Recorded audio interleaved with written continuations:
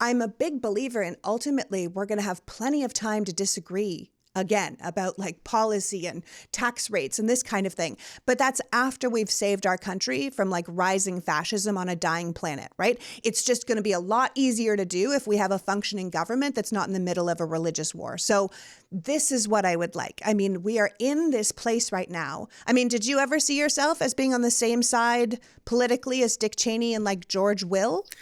I gave money to Liz Cheney's campaign. How the hell did that happen?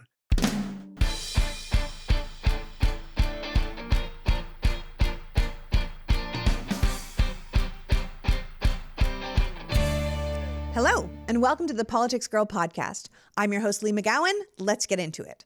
Well, today is the day my first book drops, A Return to Common Sense, How to Fix America Before We Really Blow It. It is actually in stores today, and I couldn't be more excited to share it with you. If you've already pre-ordered a copy, thank you so much. But if you haven't, you can just walk into any store today or go on your computer or phone and pick one up. Now, although I want to tell you all about the book, why I wrote it, what you can get out of it, like I would with any other author who's written a book that I think deserves promotion, I don't want to spend today talking to myself or sounding like some giant infomercial, no matter how much I believe in what I'm selling. So I've invited my friend Jason Alexander to join us here today to guest host the episode. Jason Alexander is an American actor and comedian who rose to stardom playing the role of George Costanza on NBC's Seinfeld from 1989 to 1998. Along with being a successful television and film actor, Jason also works on Broadway as both an actor and now as a director, having just had his Broadway directing debut last summer with Sandy Reston's comedy The Cottage. Jason has now won a Screen Actors Guild Award, an Emmy, a Golden Globe, and a Tony. And nowadays he spends a fair amount of his time doing two separate podcasts, As Long As You're Asking and Really No Really. Jason and I became friends because he is also very politically active, and we found ourselves working behind the scenes to help move the needle at more than one Democratic event. But because of this love for America and its politics, Jason also volunteered to be one of the early readers of my book, which he called Mandatory Reading for Every American. He said A Return to Common Sense was more than important. It was essential. And he hopes people will read it and share it and discuss it, and then ideally, as I'm always saying, get involved. So I'm going to turn the reins of my show over today to my friend Jason, and we're going to talk a little bit about American democracy, the upcoming election, and of course, returning to common sense. So without further ado, please welcome my guest host, American actor, director, comedian, and all-around good guy, Jason Alexander. Welcome, Jason. Oh, that's very sweet. All around good man. That's a high bar. Well, honestly, Jason, what I bar. wanted to call you was a mensch because I feel like that's such an appropriate term for you. But a wasp using Yiddish seems a bit cringy. But honestly, You know what? That's how we get you in. That's how we suck you in, Lee. I gotta We tell start you with the I, Yiddish, and then before you know it, it's all done. Dude, Yiddish has some of the most descriptive words. Best It's words hard in the not world. to embrace them, right? I And know. for people that don't know, a mensch is like a person of integrity, a person of morality, someone with honor, and a general sense of what is right and good. And that just all seems very befitting of Jason and his generosity of spirit. So that is really You're the very name sweet. that's in my head. It's certainly something to strive for. We don't. Nobody pulls it off all the time, but we try. We try. So as I've said, we're going to turn the reins over to you today so we can have a little chat about returning to common sense, both my book and actually doing that. So if you don't mind, I'm going to just go like this. Here you go, sir. Welcome to being Fantastic. Politics Girl. Thank you. I am Jason Alexander, the Politics Girl. Welcome to my podcast, the Politics Girl podcast, where I am interviewing author Lee McGowan. Lee, I've known about this book for a little while now, and I've known about you. I think I became aware of you about 2 years ago. Does that seem like when things started really Yeah, I sort think of that seems becoming right. more? Yeah. And I was always so impressed with, first of all, your knowledge of American history, American civics, the way our government is supposed to work. It's not that it's extraordinary knowledge. It's just that for reasons I don't quite understand, people don't tend to learn it anymore, and they don't contain it anymore. And because of that vacuum, a lot of people are able to smudge it, shall we say, get it Yeah. wrong. And I love that what you seem dedicated to most is delivering information, even though our politics probably line up pretty well. You deliver information in a way that is apolitical, but yet political. It's about our systems. It's about our government. It's about how things were designed to work through a prism of how may they be working now. So it makes perfect sense that the book is called A Return to Common Sense, with a little nod to Thomas Paine, I'm sure. I'm working on a book. I'm not here to talk about that today, but I want to know, because I know what it took for me to do this. How did you decide you were going to do this? And then how did you go about doing it? Because it's a giant task, to, especially in your world where it's not fiction. That's largely a nonfiction book. To organize it, to figure out what you were going to wanted to say, how you were going to present it.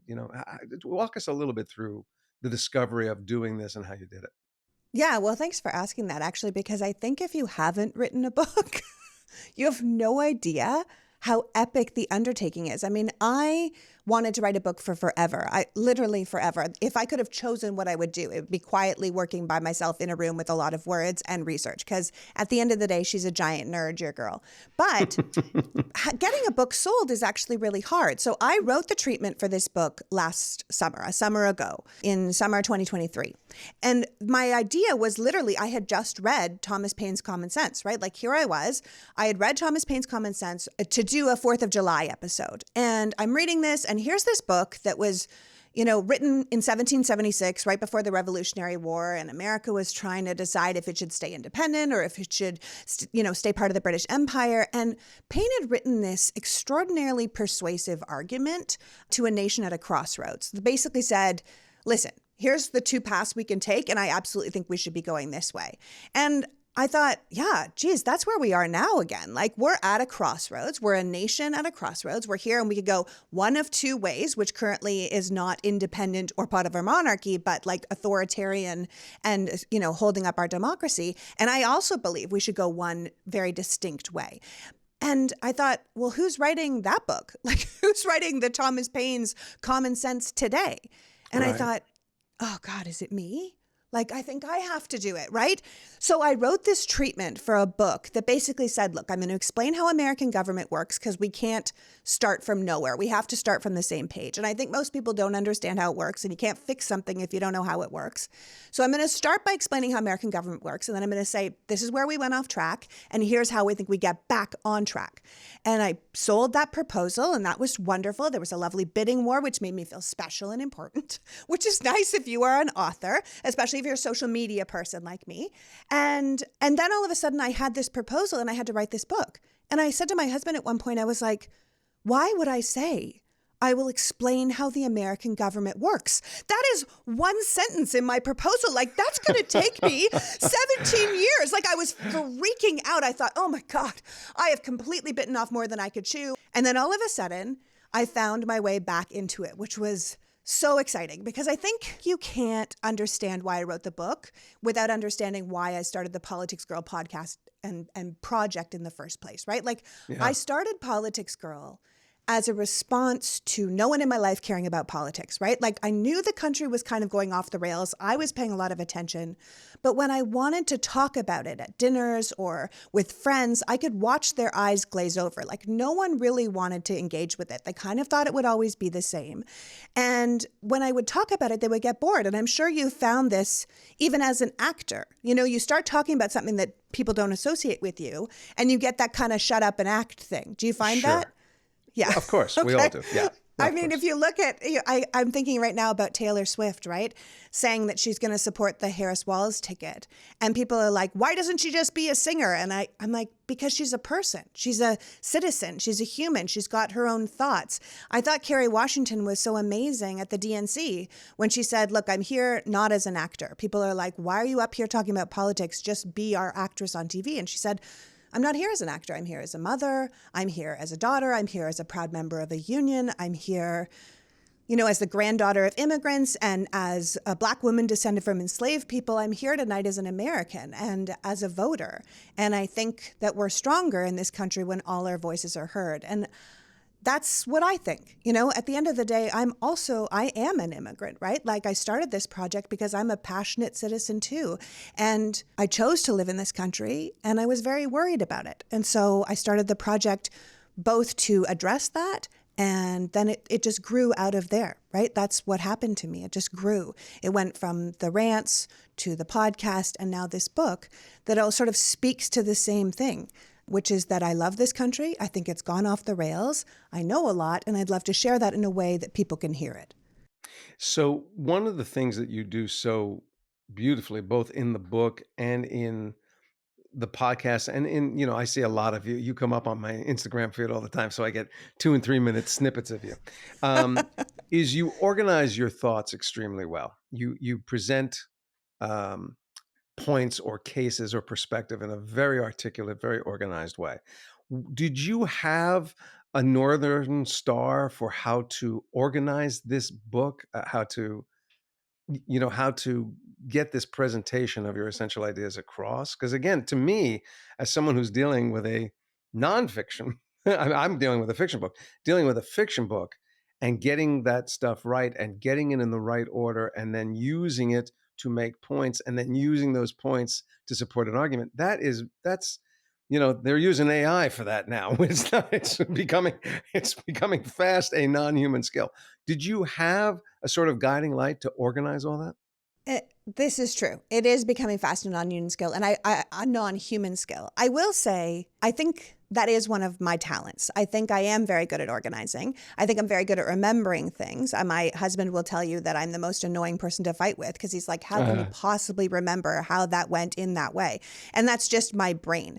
But I also feel like it's so essential to lay out a story, not only in a way, and in my case, like you're saying, it's not a fictional story, it's nonfiction, but lay it out in a way that people can understand it. Because you can't change anything if you don't understand how it works. I often say, if you said to me like, Lee, the problem with your car is the carburetor, so just fix that. I would be like, cool. Which one is the carburetor? Like, I have no idea. So how could I possibly go and fix that? And I think that's how most people feel about American government. And I don't think they should feel bad about that. I don't think they should feel bad about not understanding politics. I say this on my show all the time. I say this in my rants all the time. Us not understanding is part of the design. Many of us were told to not talk about politics our whole life.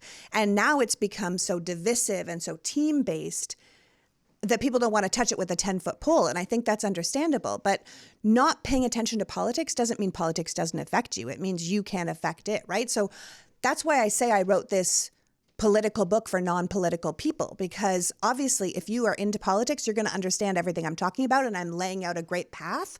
But if you don't understand politics, this book is also for you because it's easy to understand, it's conversational, but it allows everybody to reconnect with the American experiment, understanding how it works, so that we can then go about fixing it. Because I set it up around what I call these 6 American principles, right? These foundational pillars that I think we need to kind of jam in around our own foundational pillars, because the Constitution is a beautiful document. The Bill of Rights is absolutely incredible. Our story is wonderful as Americans, but we also built the nation on some shaky foundations, like retaining slavery and only giving white men the vote, this kind of thing, that we need to shore up our foundations because the house is getting shaky, right? So not only are the 6 principles a way to kind of use as a roadmap to get us out of this problematic time that we're in right now, which we all know is happening, but it's also a way for us to use as a lens to consider our country moving forward. So this isn't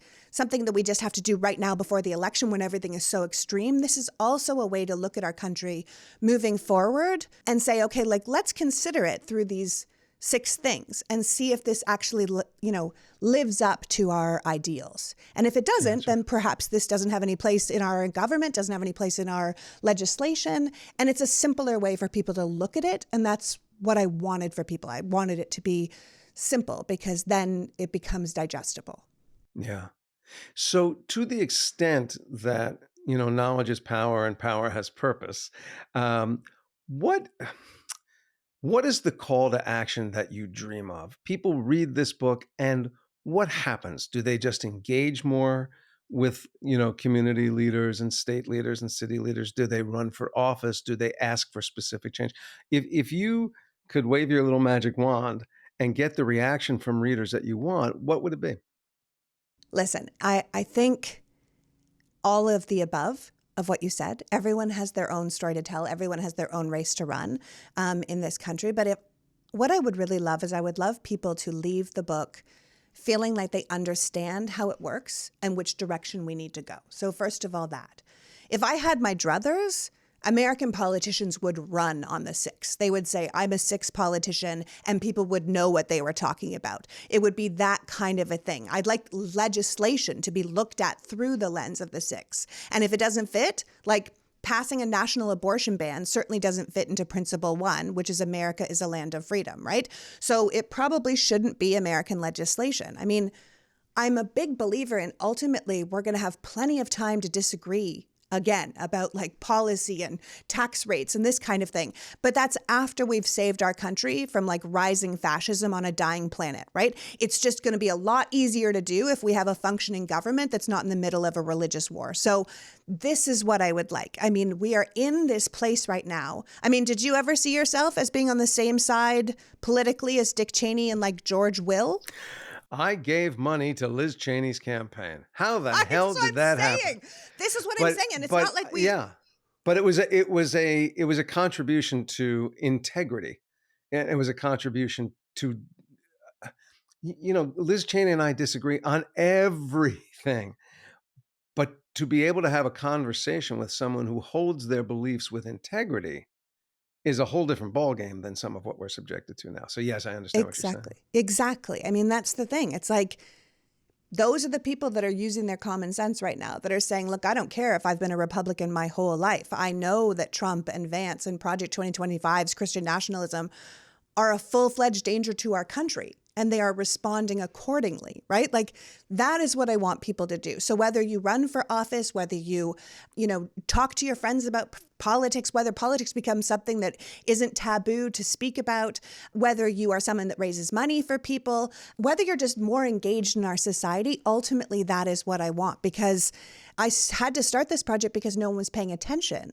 And I did it way back, like before Trump. It wasn't just a Trump thing. I started this project during the Obama administration when we lost the Senate and McConnell took over. And I was like, yeah, this is not going to be good. And everyone was like, Lee, who cares? It's all going to be the same. It's always the same. And I thought, that is wrong. But most people don't know that. And I can't explain it properly. So I should probably go research it so I can explain it properly. And that's what I want other people to be able to do. I'm often told with my rants or my podcast or the work that I do that they don't understand why I'm doing it, that I must just be preaching to the choir. Why bother preaching to the choir? And I always say, like, first of all, the choir deserves a great sermon. They show up every Sunday. They deserve to be there. They deserve a good speech. But on top of that, I don't think I'm preaching to the choir. I think I am teaching the choir the words to the song so they can go out and sing it to other people.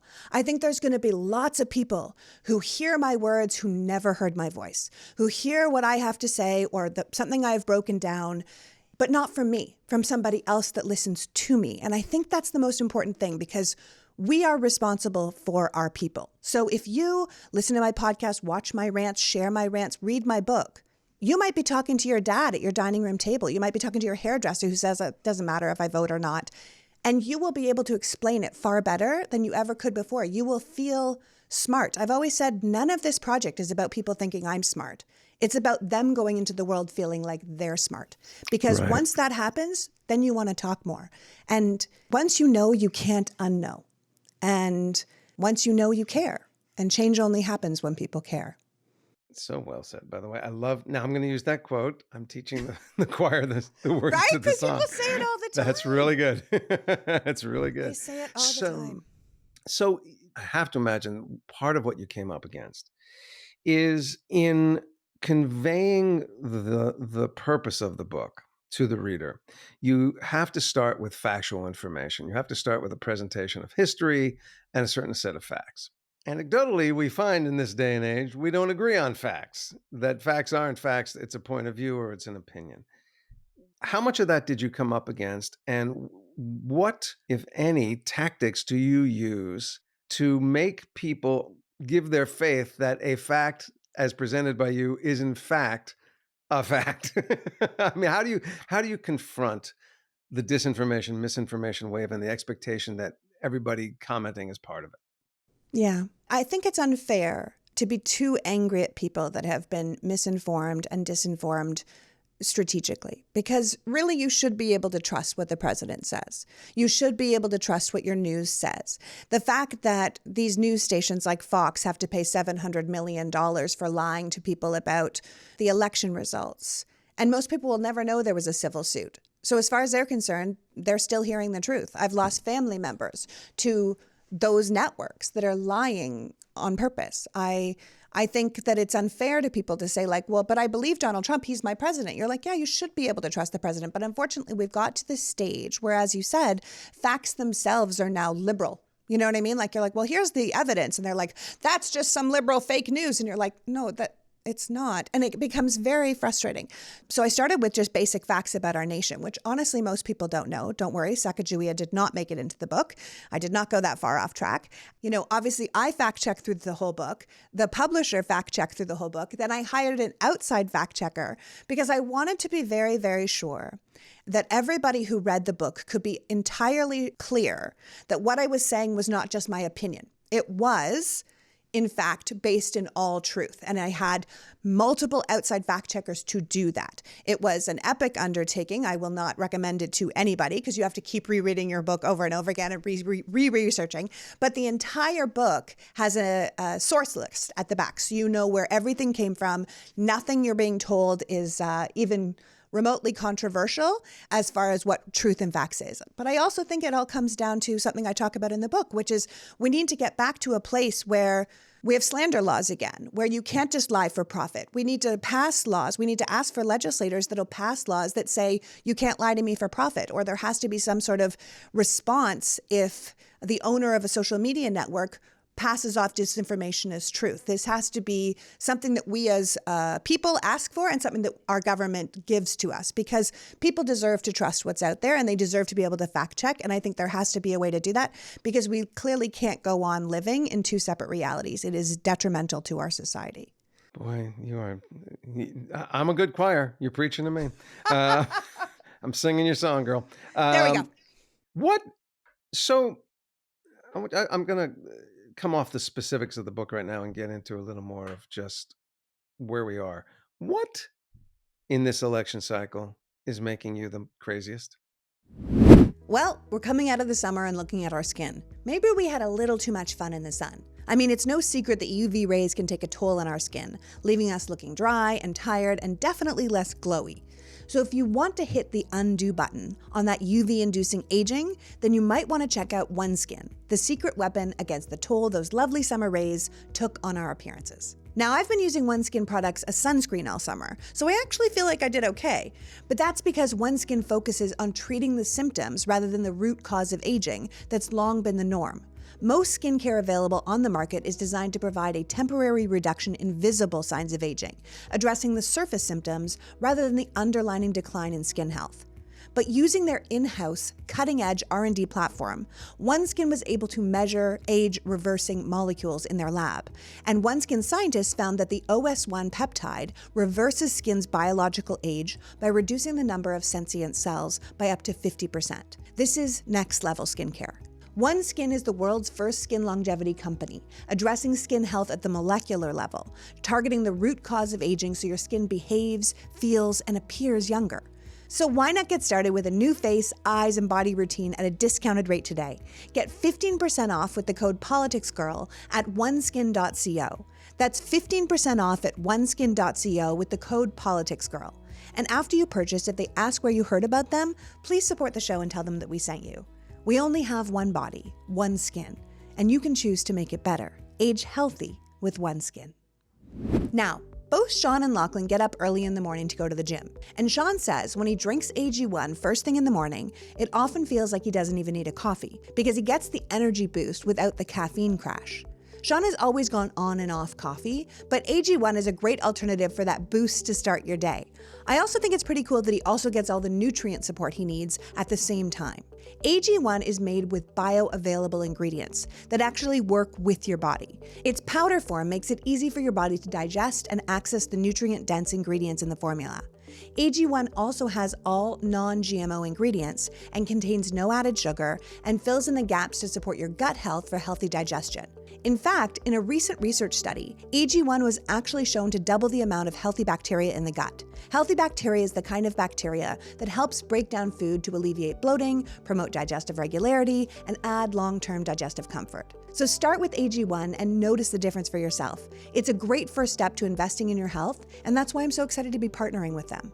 Try AG1 and get a free bottle of vitamin D3 K2 and 5 free AG1 travel packs with your first purchase at drinkag1.com/politicsgirl. That's a $48 value for free if you go to drinkag1.com/politicsgirl. And speaking of taking care of your body, I often only eat a proper meal at dinner, but I find I need something to keep my brain and body functioning better than popcorn and sour watermelons can offer. The thing is, the older I get, the more intentional I try to be about the way that I eat and live and take care of my body, which is why I'm such a big Mosh fan. Now, you may have heard of Mosh on Shark Tank. Mosh is a company founded by Maria Shriver and her son Patrick Schwarzenegger with a simple mission: to create a conversation about brain health through food, education, and research. Mosh joined forces with the world's top scientists and functional nutritionists to make something beyond your average protein bar. With 10 delicious flavors, including 3 that are plant-based, each Mosh bar is made with ingredients that support brain health, like lion's mane, collagen, and omega-3s. And Mosh now comes with a new look and formulation, featuring the one and only brand boosted with Cognizin, a premium neurotropic that supplies the brain with a patented form of acetylcholine. So, in normal people speak, brain boosters. And here's the best part. Mosh donates a portion of all proceeds from your order to fund gender-based brain health research through the Women's Alzheimer's Movement. 2/3 of all Alzheimer's patients are women, and Mosh is working closely to close that gap between men and women's health research. I'm always going on and on about their lemon and white chocolate flavor, but you can't go wrong with any of them. So if you want to find your way to give back to others and fuel your body and brain, Mosh bars are the perfect choice for you. Head to moshlife.com/politicsgirl to save 20% off plus free shipping on either their bestsellers trial pack or the new plant-based trial pack. That's 20% off plus free shipping on either the bestsellers or plant-based trial pack at moshlife.com/politicsgirl. And I want to thank Mosh for continuing to support the Politics Girl podcast. What in this election cycle is making you the craziest? I think honestly, Jason, the thing that's making me the craziest is that this is even a competition, right? There should be no chance for someone who stole top secret documents, who caused a coup, who was impeached twice, who won't be supported by most of his cabinet, his vice president, his, military officers, so people who said he's a danger to our country, he shouldn't be here. Like, there's no reason that this man should be allowed to run at this point. And I think that's probably one of the things that upsets me the most, but it's also things that we can fix. We can set up guardrails again. We can say, okay, this man has showed us every single place where we had a norm that should be a rule. He showed us every single place where the fence is a little soft and we need to nail it back up.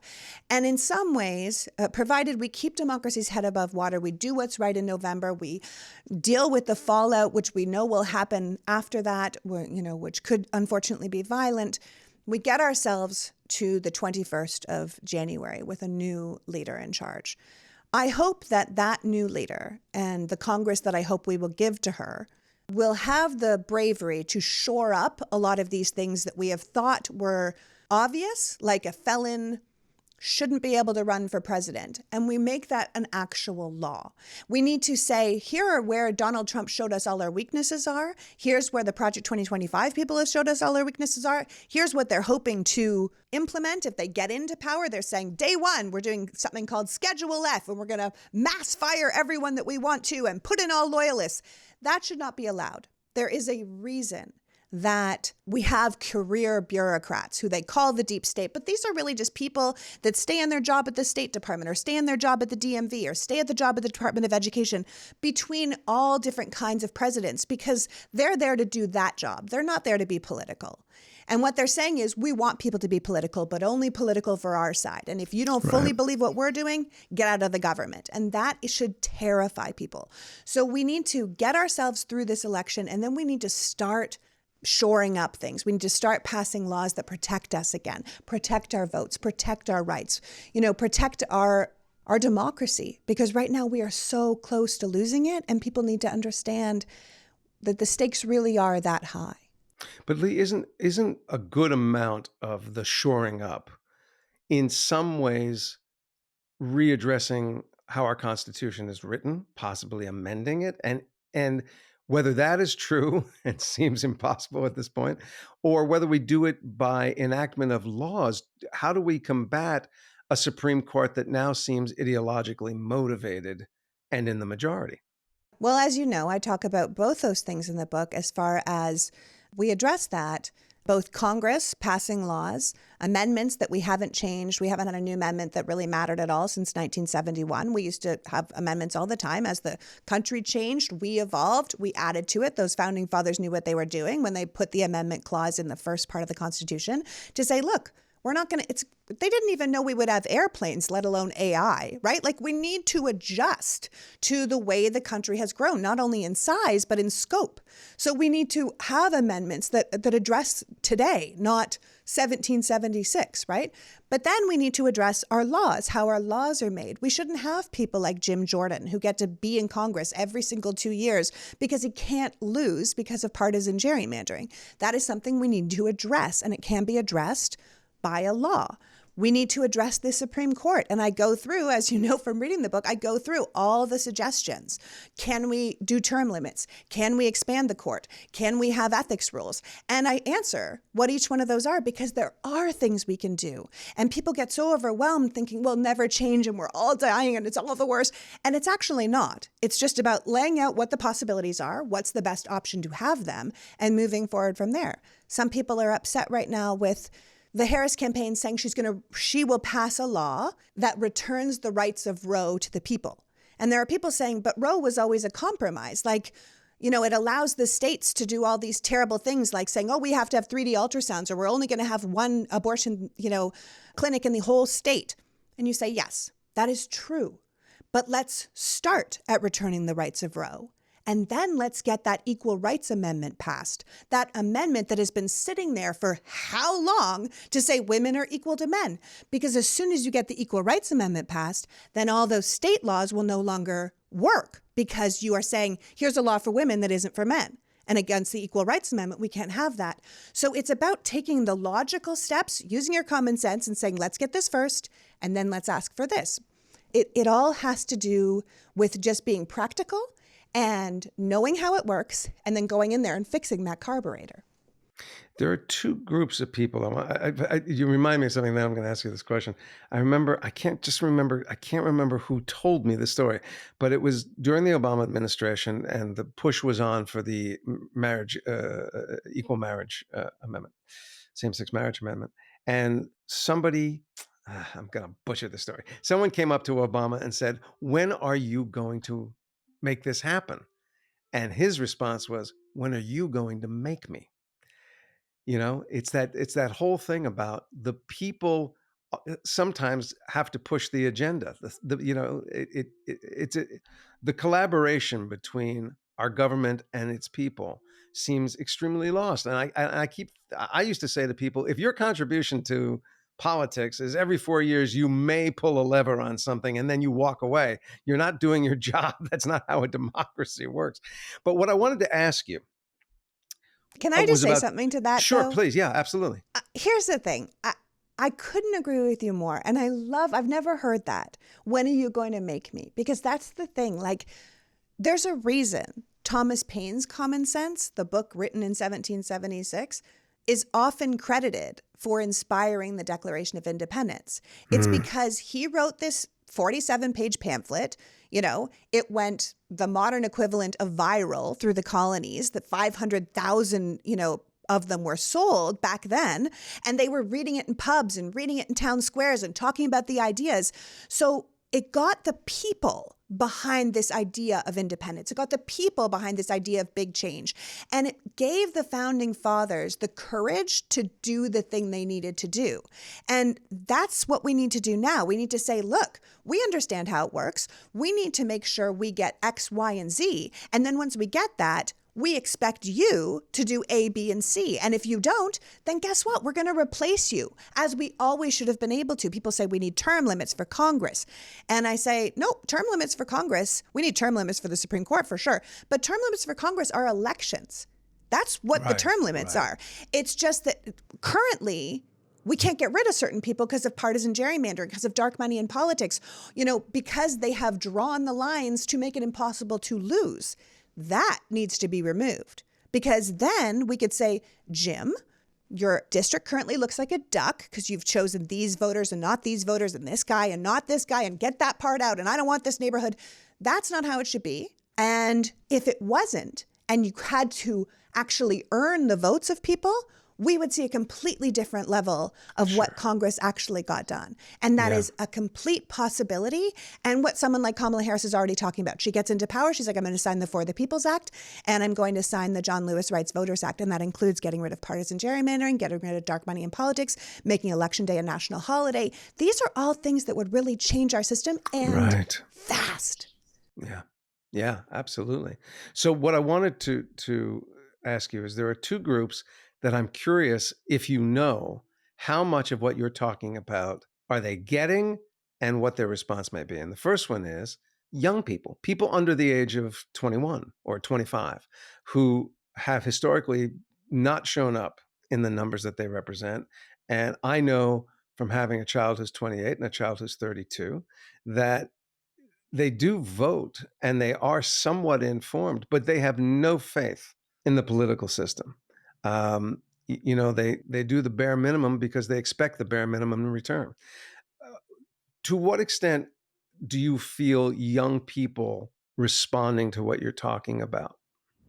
Now, while we know the Republican ticket lied about cats and dogs being eaten, it is not a lie that our cats and dogs need to eat. I have been talking a lot about cats lately, but as you might know, I actually have a dog. A beautiful, wonderful golden doodle named Chips, who is my absolute heart. I am borderline obsessed with this dog. He is my shadow, he goes everywhere with me, and I'm not kidding when I tell you he loves Sundays for dogs. I had heard great things about Sundays, but my boy is a picky eater, so I wasn't sure he would take to it. Often when he refuses to eat anything else, Sundays is now what he'll have. Sundays for Dogs is a fresh dog food made from a short list of human-grade ingredients, co-founded by a practicing veterinarian who tests and formulates every version of each recipe. Sundays contains 90% meat, 10% superfoods, and 0% synthetic nutrients or artificial ingredients. And unlike other fresh dog foods, Sundays doesn't require refrigeration or preparation because of their air drying process, so you can just pour and serve. I go back and forth between the beef and the chicken because, like us, Chips gets bored if you offer him the same food every day. So, if you and your dog want to try Sundays for Dogs, go to sundaysfordogs.com/politicsgirl to get 40% off your first order. That's sundaysfordogs.com/politicsgirl, or use the code politicsgirl at checkout for 40% off. Because I'm sure your dog is just as special to you as my dog is to me. And these doggos, they deserve the best. sundaysfordogs.com/politicsgirl. So if you listen to this podcast, you know that I'm a busy person and I love finding little ways to make life easier. And one thing I can tell you I don't have a lot of time for these days is shopping. And I know I'm not alone, which is why I'm so pleased to partner with Daily Look. Daily Look is the highest rated premium personal stylist service for women. With Daily Look, you get your own dedicated personal stylist to create a box of clothes based on your body shape, preferences, and lifestyle. You start by filling out a style quiz, including your price and lifestyle preferences. And then you get up to 12 hand-selected items delivered to your home, buy what you love, and send back the rest. This isn't an algorithm. There are real people picking out these clothes for you. And you get the same stylist every time, so they get to know what you like and what your sizes really are. Are you dressing for the office, for preschool drop-off? Is your wife or girlfriend hating their clothes but too busy to redo their wardrobe? Then you might want to check out Daily Look. Before your box comes, you get to edit it. So if you already know something isn't for you, you can take it out. And your box is peppered with both established brands like Kate Spade and AG to new up-and-coming designers, with sizes for almost everybody from 0 to 24. It might be time to get your own personal stylist with Daily Look. Head to dailylook.com to take your style quiz and use code PoliticsGirl for 50% off your order. Once again, that's dailylook.com for 50% off, and make sure you use my promo code PoliticsGirl so they know I sent you. Now, back to Jason. To what extent do you feel young people responding to what you're talking about? I think young people are way smarter than we give them credit for. I think that young people are dialing in a way they have never dialed in before. It used to be like you voted when you got to a certain age, or you got more conservative as you got older, all these old tropes. I do not think that exists anymore. I think that the reversal of Roe, the Dobbs decision woke up a lot of this country, including the young people. And they were already voting in the 2020 election. Young people voted at higher numbers than they had ever voted before. So I will be fascinated to see how they vote in 2024, because I think it's going to be very high. And the thing is that once you get a voter, once a young person starts voting, they don't often stop, which is why the Republicans are so terrified of what's coming, because they know they're not winning hearts and minds. They know they don't have the candidates that sway voters. They know they're not getting them on personality and policy, right? So they're trying to make sure they don't vote. They're trying to make sure they can't get off campus. There aren't any places for them to go. They're trying to make it hard and make them discouraged. And I think one of the best things I can do, because obviously I'm not young anymore, my friend, but what I can do is make talking about politics palatable. I can give them talking points. Their mothers can share things with them. I was at the DNC this year as one of the first group of content creators that got to go and cover it like the press. And the amount of young content creators, I mean, they're 19 to 22, that were like, my mom loves you. And I was like, oh my God, this is so heartbreaking. But also, yay, because if you know me because your mom's obsessed with me and she keeps sending my videos to you, then that is great, because that means you're taking in that information too. And everything I'm putting out there is true and factual. And that's great for them. But I also think what government has always had to do, and what we haven't done for years because no one was holding them accountable because of things like gerrymandering and the filibuster and things like this, that made them sort of like, oh, sorry, we sit above you and what can we do? Can't get to 60 votes kind of behavior, is it did make them check out. They were like, what's the point? What's the point of caring about politics? Like, politics doesn't care about me. And I'm like, actually, politics cares, a lot about you. Not caring about politics doesn't mean politics can't affect you. It means you can't affect it. And I always say that. Like, don't check out, because look around yourself. Everything you do is politics. Everything you do is government, from the speed limit you're driving to if you lived through a pandemic to now if you have the rights over your own body. I say in the book, like, does your garbage get picked up? That's government. Did you go to public school? That's government. Like, do the street lights come on at night? Do they clear your roads when it snows? That's government, right? So you may as well pay attention, because they're already affecting you. And you may as well have the ability to affect it. But I do think it's up to government to show them that it matters, to show them that good government can happen. And I think that's why this Harris Walls campaign is so exciting to people, because it is about hope and joy and the future and making things better for people. And if they show that, if they get elected, if they get into office and they actually deliver on the promises they're saying, helping people get homes, getting a higher minimum wage, making our voting more fair, people will see a government that works. I mean, my sixth principle in the book is government should be a force for good. If we could actually show them it was, then they would have way less tolerance for the people that didn't. But also they'd say, well, hold on, let me get my friends. I'm going to make sure this person does get elected because I want that. I want them to do this. And they should answer to the people. Politicians should answer to us. It is of the people, by the people, for the people. And we have forgotten that for so long. And we need to get right back to that. And the young people, if they see that, I think we'll never lose them. Boy, I hope you're right. Let me sort of tie up with a question. I got to tee it up a little bit, because I'm really interested in your take. So I am often out on the road. I do a sort of a Q&A entertainment show, and it is. Tell people the name of the show so we can pitch your show. Well, it's called As Long As You're Asking. The one that I do out on the road is called As Long As You're Asking, an Evening with Jason Alexander, and it's a mix of song and music and show business stories and whatnot. And it actually, I put categories in the program, and people can go, oh, you have a story about this? I'll pick that. You have a story about this? I'll pick that. But more often than not, I find myself having political conversations. And I have had, I think, more than my fair share of small group or one-on-one conversations with people that you would think we have nothing in common. I'm a progressive Democrat. They're a strongly conservative Republican, traditional Republican, sometimes with an evangelical hint to it or whatnot. And we start conversations, you go, we have no common ground. And what I have found across the board is there was almost nothing, no topic, no subject, no principle, nothing where we couldn't find common ground, which has led me to believe that at the end of the day, we all want a result that seems very similar. Where our disagreements come is in how that result is played out and in what path we take to get to it. But I find there's more agreement and consensus than there is separation. Given that, does the book, or do you have a idea, a recipe, a formula, an approach for understanding and dealing with Republican politicians who know they're not telling the truth, that are speaking the party line for whatever reason they think they need to?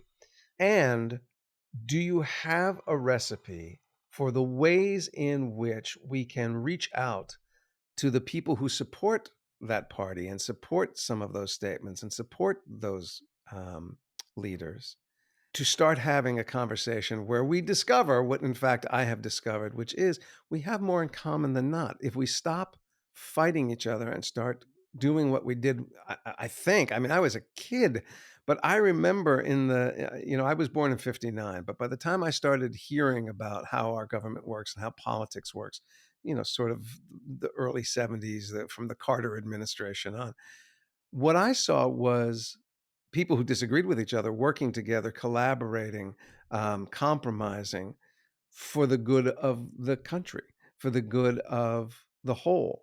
That seems to have broken.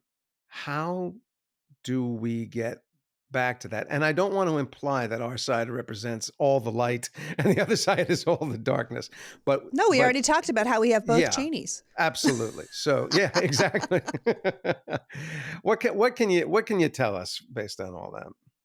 I don't think right now we can get back to a place where people who are dead set on hiring back someone like Donald Trump can be reached at this moment. But that doesn't mean we can't reach them later. It just means that I think we need to put the hardcore MAGA people, the people that are listening to Fox News and listening to lies all day long and think there's migrants eating dogs in Ohio. We just have to say, okay, we're going to put you over here for right now. And we're going to go back to what I was saying, Principle 6. And we're going to say government should be a force for good. We're going to do all the work we can to get someone like the Harris-Walz ticket elected. Then they're going to deliver on some of these promises. And you're going to see that we're not coming to take all your guns, and we're not going to turn your boy into a girl in high school, and we're not going to do this. We're going to show you that all these fear-based things that you have been told, that you have been manipulated using, aren't actually coming to pass. In the meantime, we're going to work on getting the people who think their vote doesn't matter. We're going to get on the people that don't vote. We're going to get those young people that think, what's the point? Those are the people we're going to work on right now, immediately, because it's not banging our head against the wall. But ultimately, your point is, what my point of the book is let's return to common sense. Like, I had to pull the book back from the publisher in June, because Principle 5 is the law applies to all of us. That's a fundamental American principle. The law applies to all of us. And I think doesn't matter where you sit in the political spectrum, you would say, yeah, I agree with that. The law applies to all of us. And yet, in the end of the last Supreme Court term, they said, except the president. The president sits above the law. And I think that most people, it doesn't matter where you sit in the political spectrum, know that that is not at all in line with American values, that's not logical. It doesn't make any sense that we built this entire country in opposition to a monarchy. So why would we give the man the power of a king, right? Like, it doesn't make any sense. So the book not only talks about that and how we said, okay, now someone gets to sit above the law, and that seems completely antithetical to American values, but it also talks about how to reform the court. So I think that most people using their common sense, using their, when you really sit down with these people across the nation, you're like, it's exactly what Biden's always saying. There's more in common than what divides us, right? that's where we need to start talking about them. And again, after the election, because I think right now we should be spending our attention trying to get the non-voters and the people that think their vote doesn't matter, not the people who think that Trump is a god. But Right. after that, when we sit down and talk to people, we say, like, listen, do you really think that your rights to control your own body should change on your zip code? Because that's what we have right now. Like, you live in this state, you got no rights to your own body, you can go to jail. You live in this state, you can have, like, that doesn't make any sense. And I think that's what we have to sort of start talking to people. Do you really think that the government should tell us who we should love? Do you really think the government should tell us if we can or cannot get divorced from this person we don't like?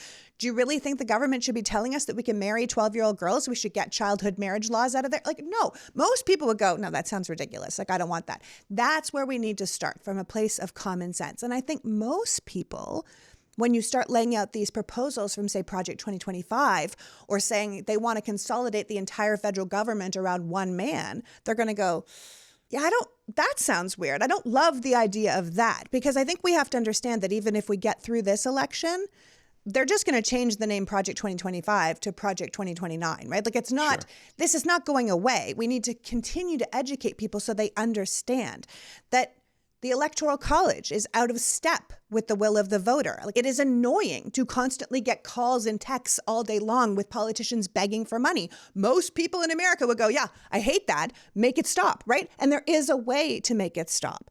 Most people would agree that we don't want giant billionaire corporations buying all of our elections. Most of us can agree on that. But we first have to get through this existential crisis we're in, and then we have to start to sit down and talk about it. Because honestly, like, look, I'm a political nerd. I don't want to spend 100% of my day talking about politics or being stressed to hell Right. about politics. I don't want to pick up my phone every day and be like, oh God, what happened now? I don't want to do that. And this is my jam, right? I'm sure most of us would like to have our life back, but that starts with fixing the problem, shoring it up, so we can have something that we can trust is working, not trust is undermining us. And I think that's where we sit next. You know, like, obviously I want everyone to buy the book, right? This book does really well, and people know there's this appetite for common sense out there, that they're tired of being played, that we want what we ask for, you know, and we know how to get it, and we know what we should be doing. That will only help us move forward. Like I said, I would love politicians to be like, I'm running on the 6, and everyone be like, I know what that is, you know, like, that means America's a land of freedom and everyone's vote should count, and like the law applies to all of us and government should be a force for good. And if it doesn't fit into that, like, what are we even doing, right? Like, I Right. honestly think that we can truly fix America. I believe America could be the country we tell the world we are, right? But that comes from us doing the work. We have to choose to fight for this nation. We have to inspire our friends and family to want to fight for it. We have to understand enough that we know that we have to fight, right? It's why I talk about this stuff the way I do, so we can get our heads around it. Because knowledge, as you were saying earlier, really is power. And the powers that be are very happy with us not knowing, because it kind of keeps us in the dark and drifting around, and we can take advantage of us.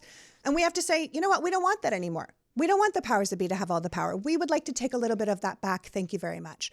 And I think we can see right now what happens when we're not paying attention. And I kind of want to show people what happens when we do. I'm very fond of you. Very fond of you, the way you speak, your mission in life. Now, I have the book because it was sent to me, but Yes. I actually don't know the answer to this. Is it currently out and available? Today, the day this podcast comes out, September 17th, it is available in stores. It's available online. You can order it right away.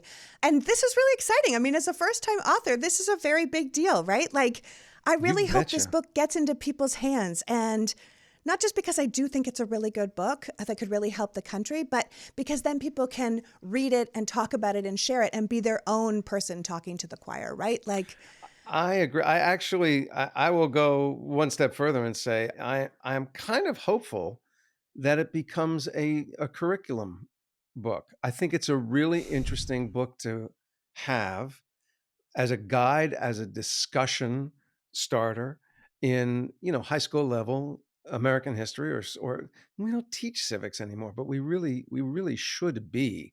I think it would be, because on top of everything else, and listen, this is your podcast, so people are coming in because they already enjoy listening to you. But the book reflects your ability to say these things in a way that we can listen to, that we can understand, and that we get excited about.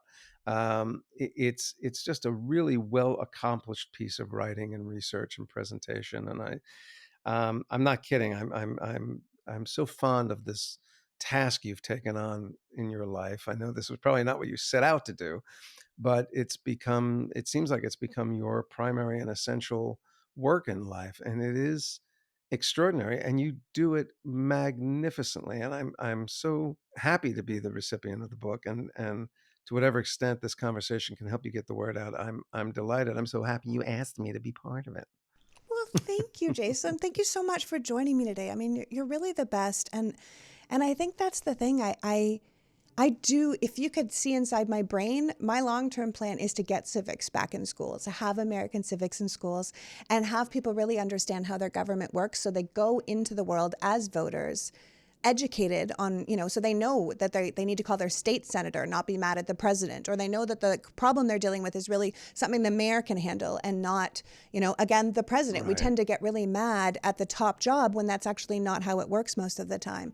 And the more we know, the better we are. But I also think if I could choose, I would say if you pass American civics, if we pass a wonderful course that everyone learns how our government works, and you pass it in high school, you pass American civics in high school, you get a voter registration card. So every kid coming out of American high school gets a voter registration card because they know how the government works. And that's the card that works anywhere in America. So we get over this whole shenanigans about what voter ID works and what voter ID counts. It's just, did you pass American civics in high school? Then here's your voter ID card. That is my long-term passion. So listen, tell people how they can follow your work and what you're working on these days before you go, because I do want to say that. You're so kind. Well, I'm doing all kinds of different things. People say to me, "Are you acting?" And I go, "I am, but not necessarily in something you will see." I have a couple of bigger film projects coming out, but I'm primarily directing a lot these days, and I direct mostly for the theater. At age 64 last year, I made my Broadway debut as a director, so I'm pursuing that. I know, with the Cottage. With the Cottage. But the thing that keeps me in your world is my best friend Peter Tilden and I have a podcast called Really No Really, where if you're tired of politics, we don't do politics. But what we do is we explore every week is a different question or topic based on something that we have heard that makes us go, really? No, really? And it can be anything from the preponderance of animals on the internet that seem to be able to talk and communicate. With the buttons? With the buttons and finding what that's all about. We've talked to astronauts about the extreme buildup of space junk that, with all the best intention of getting us out of this planet to another planet, we may not be able to do it because there's so much garbage up there. Because we built a moat of garbage in the sky? You bet. We've talked to the man who created the International Institute of Forgiveness, who broke our hearts on the air.